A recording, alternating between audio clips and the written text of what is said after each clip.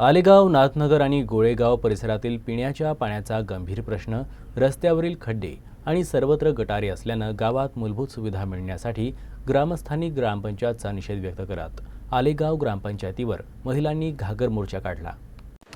शेकापूर फाटा ते आलेगाव ग्रामपंचायत कार्यालयापर्यंत काढलेल्या हंडा घागर मोर्चात महिला, युवक, शालेय मुले मोठ्या संख्येनं सहभागी झाले। दूषित पाणी आणि अस्वच्छतेमुळे नागरिकांच्या आरोग्याचा प्रश्न गंभीर झाला असून ग्रामपंचायत प्रशासनाविरोधात घोषणाबाजी करण्यात आली।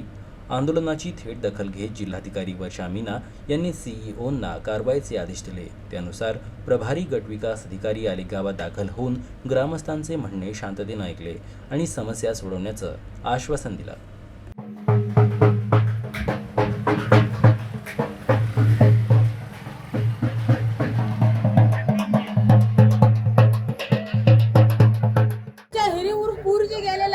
पूर गेला तर आम्हाला 8 दिवस झालं पाणी नाही प्यायला।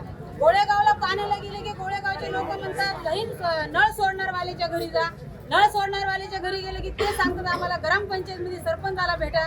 सरपंच स्वतः मी फोनवर बोलले, सरपंचाने सांगितलं तुम्ही सबस्टेशनला जा लहीन मनाजवळ। आम्ही कोणाला समक्ष सांगायची असं सरपंचाजवळ आलं तरी सरपंच असे राहत नाही। 2-2, 3-3 चक्र आमच्या ग्रामपंचायतला झाल्या, पण आतापर्यंत आम्हाला सरपंच भेटत नाही। सरपंचाच्या घरी जरी आम्ही गेलो तरी सरपंच आम्हाला भेटत नाही। आम्ही समक्ष कोणाला सांगायचं नाही।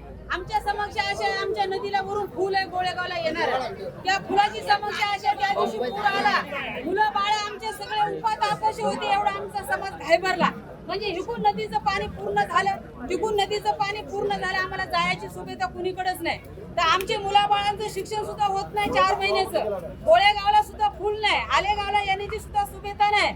मग आम्ही लोकांनी काय करायचं आता असं सांगितल्यावर तुम्ही आमची समक्ष घेतच नाही, मग आम्ही आता काय करायचं? आता मोर्चा आणला तर आता आमचा सरपंच नाही, तर आमचा सरपंच आम्हाला भेटवा। आता तुम्ही आम्ही सरपंचासोबत 2 शब्द बोलतो।